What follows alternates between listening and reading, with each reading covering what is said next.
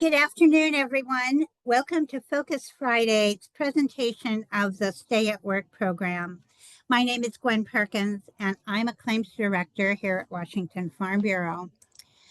So I often say that the subject I'm talking about is one of my favorites, but I will tell you the Stay at Work program truly is one of my favorites because I've been working on claims since 2004. So I was present when this program started in 2011.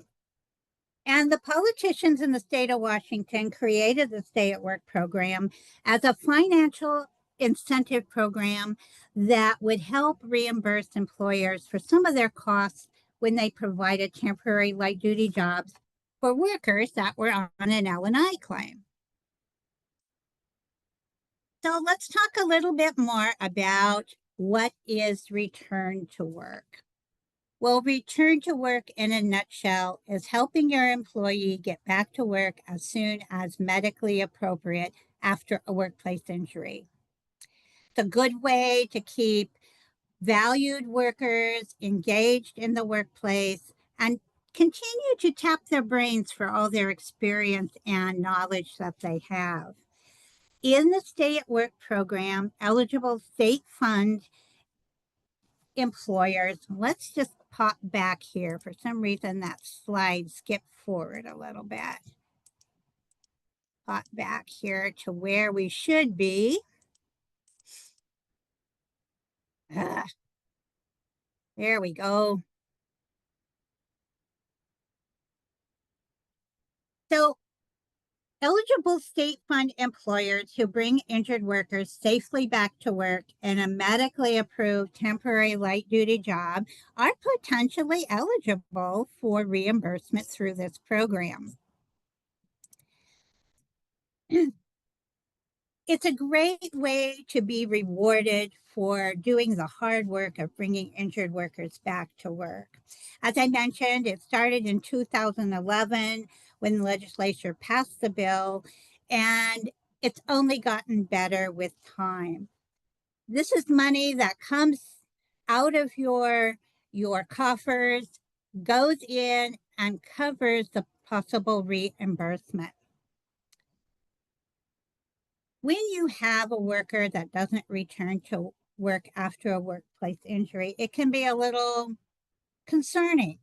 I get a lot of calls over the times that say, well, this worker was given an activity prescription form that says they can come back, but they didn't come back. And you'll know that you see it on a lot of our emails that verbal return to work is not valid, which it isn't. This program here doesn't support verbal offers, but it does support, provided you do everything as you need to do. Well, for some reason, this is skipping forward on us. Let me try and start from the beginning again.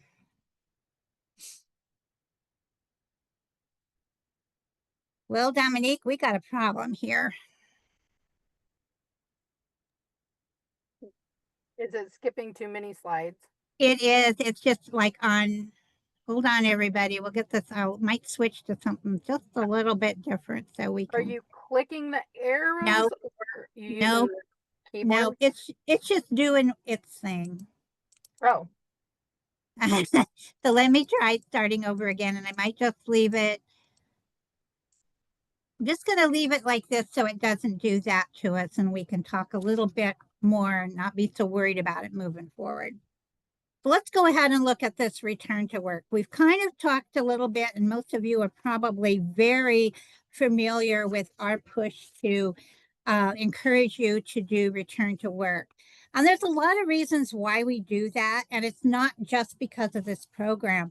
It's because bringing workers back to work really is the best course of action, regardless of the type of injury that it may be.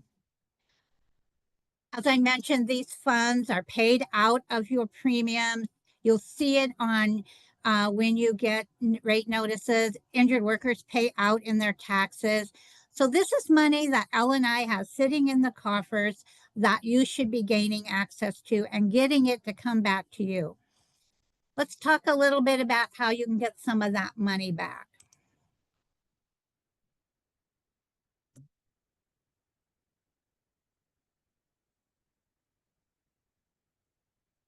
I think my computer has a mind of its own today.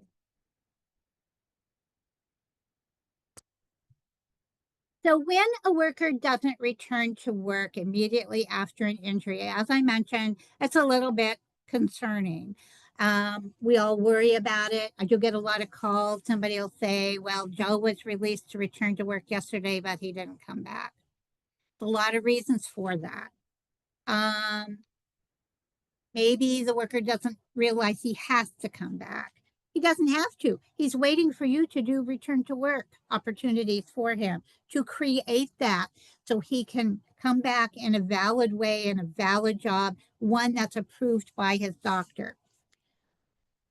One of the most important reasons for offering return to work, besides getting dollars back, besides it being the right thing to do, is that the longer workers are off work, the less chance they have of returning to the job. Studies have shown injured workers who are off longer than 6 months have only 50% chance of ever returning to their job. Some of you have seen that.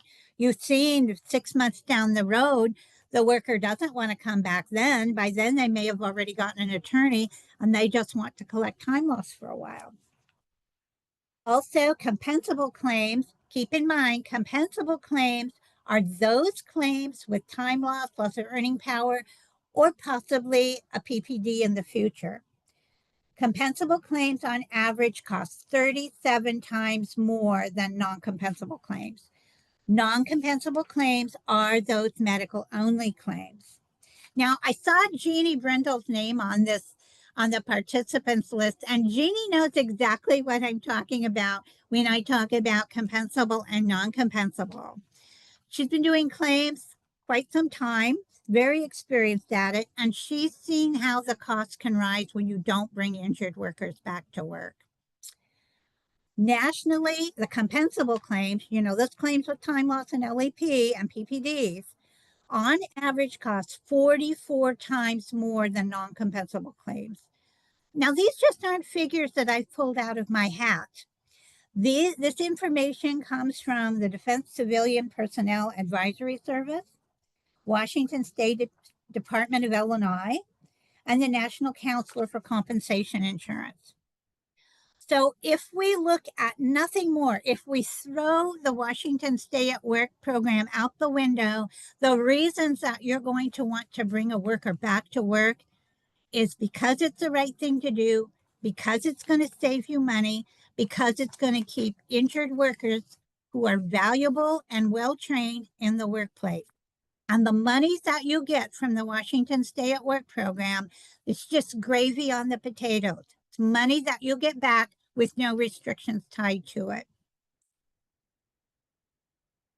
So there's a lot of return to work benefits for the employer. As I mentioned, it keeps trained people in the workforce. It reduces the impact of time loss on your future rates.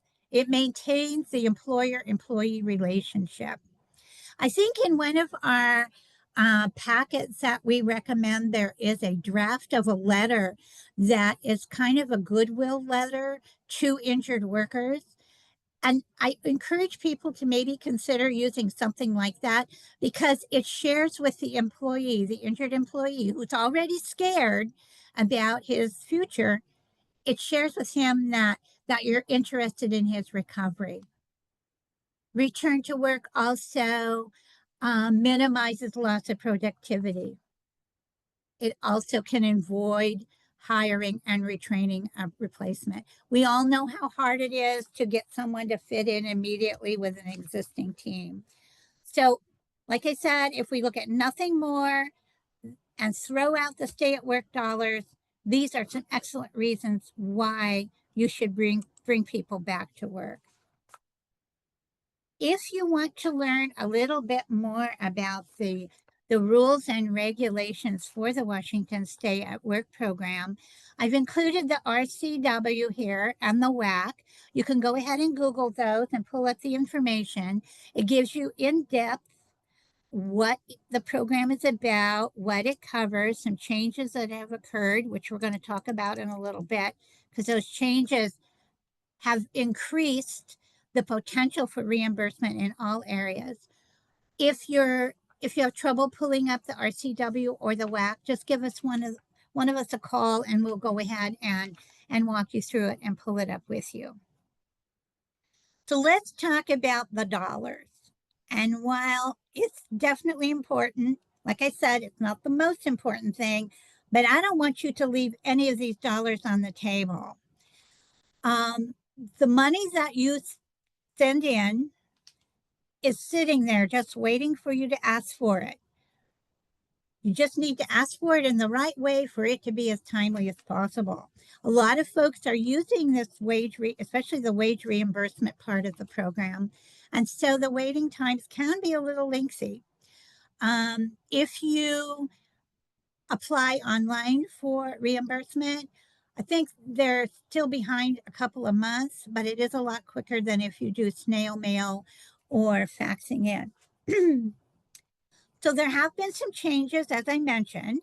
When the program first started out, we were looking at base wages, 50% up to 66 days with a maximum of $10,000.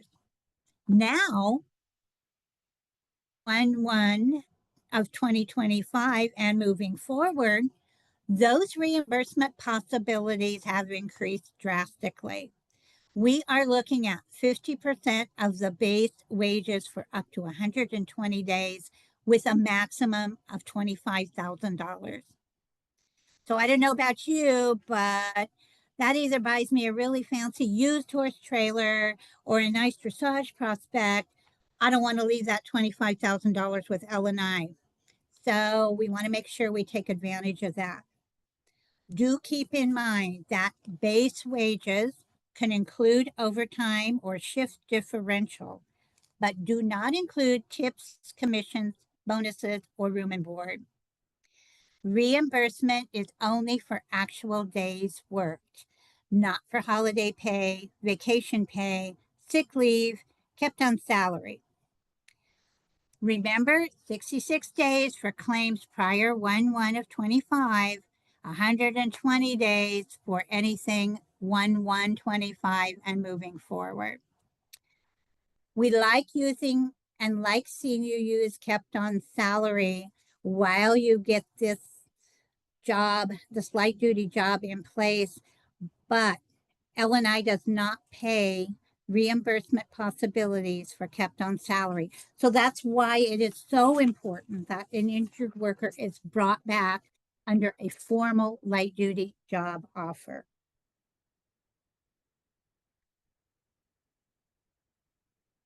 Some of you have seen the reimbursement forms. If you have not and you need a training session, give us a shout. We're happy to run through the reimbursement possibilities with you. I believe Dominique attached the forms to this chat. You also can access the forms on the L&I website.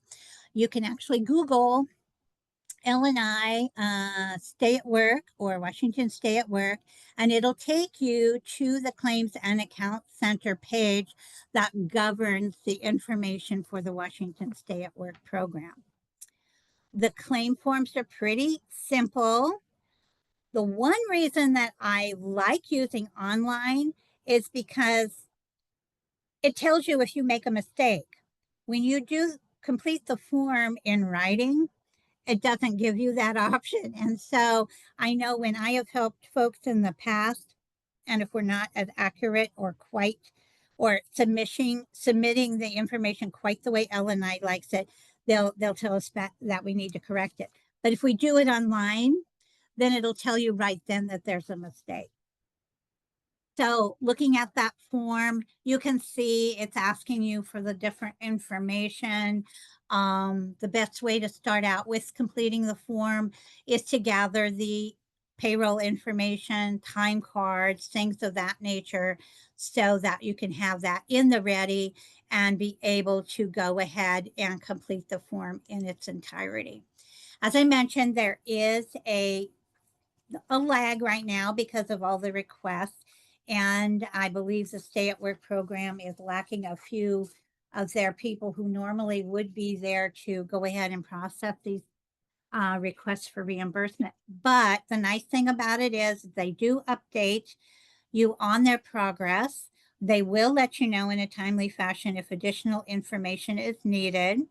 They're very good about communicating with you about any changes that you might need to make. So I want to briefly talk about some of the other increases and changes in the reimbursement possibilities.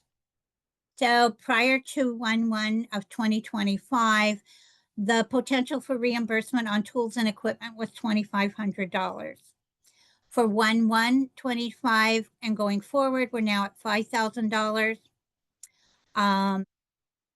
Great way to get some of those tools that you might need for light duty reimbursed for it. Just keep in mind, it does have to be a tool that is necessary for the light duty job. It cannot be a tool that you just like to replace. You could, however, buy, if once you get a reimbursement check back, you could buy a tool that you might need for everyone. Training for some folks is a great way to bring people back light duty. I have had folks bring people back for English as a second language. You can use Rosetta Stone. We do have to have some creative writing efforts to get that approved. So if for some reason, you want to try that option, let us know. I will tell you the one person that I know that's very in tune to using this, as I know she's done it in the past, is Lisa. So if she is available and you have some, and I can't help you or Ashton can't help you, she might be the one we'll pull into the group to help us with using English as a second language as a light duty job. So that training went from 1,000 to 2,000. A lot of money to use, a lot of way to get some dollars back. Also, something I forgot to mention on the tools reimbursement part of that, those tools remain with you, the employer. When we talk about the clothing reimbursement, clothing remains with the worker. Clothing went from $400 to $1,000. Great way to get some things that you might need for the light duty job. Maybe you're offering a field labor worker a position in the office, and maybe you need a pair of slacks rather than jeans. So that might be something you could use to get some help with getting the right clothing for the position. There again, we want to make sure that we write these reimbursements up in such a way that the department will go ahead and cover the cost. Sometimes we do have to get a little creative, but that's the challenge of it. We want to make sure you get as much of that money back as possible. Just to reiterate the things that you're going to need, we've kind of already covered this. And for those of you that we talk with all the time, we've probably mentioned this numerous times. Remember, verbal light duty is not considered valid.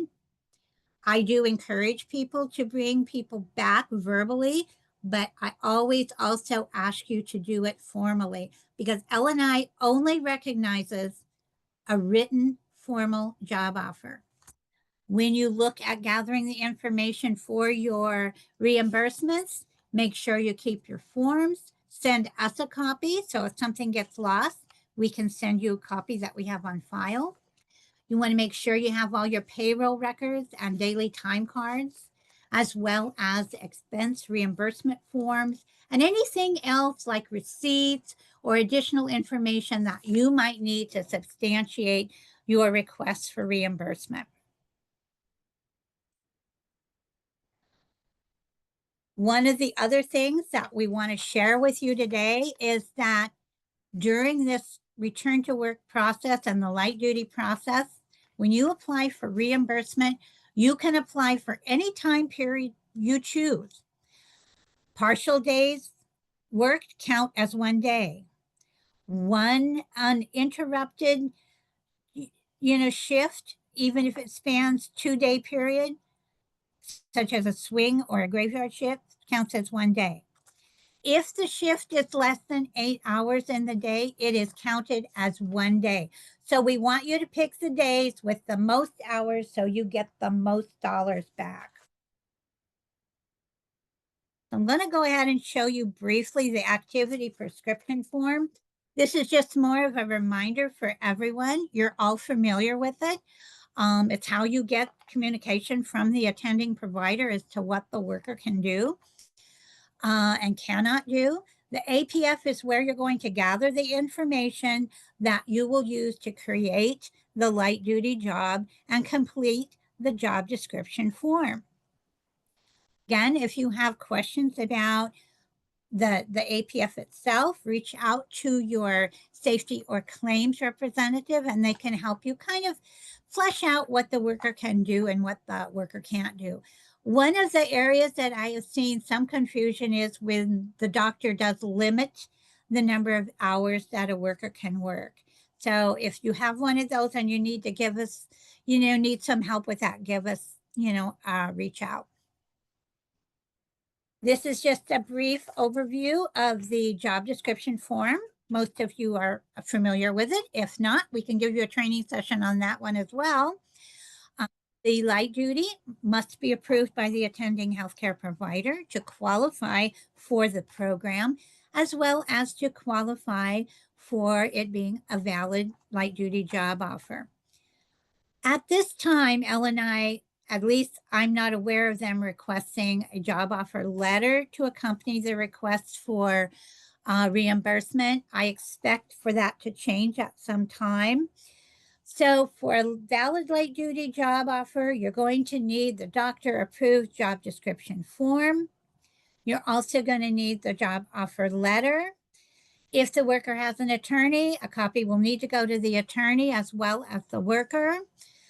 I recommend doing it in Spanish and English if Spanish is their language of birth.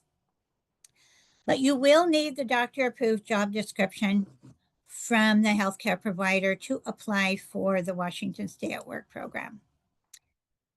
And this is just mainly just a brief return to work timeline that might help you understand the flow of how the worker comes back to work, how it applies to both employer, employee, and attending provider, and how it proceeds on as the worker goes through his treatment and you proceed on with stay at work. So despite our problems when we first started, probably human interaction and error, but it wasn't wanting to cooperate with me, we want you to really take advantage of this program. You are paying this money into LNI, and I hate to see any of you leave it on the table.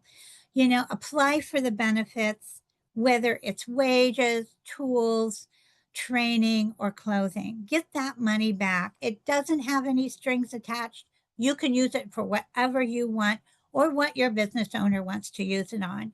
Over the years, I've had folks use it for computers. I had one guy that bought 2 computers with the dollars. I had another gentleman that provided a pizza party. So whatever you choose to use the dollars for, make sure you don't leave it on the table. Get it back into your financial coffers and take advantage of the dollars that you've already paid into the program. So if you have any questions, reach out to your safety and claims representative, and we'll do whatever we can to help you with the Washington Stay at Work, as well as any other safety and claims efforts. Thanks and have a great day.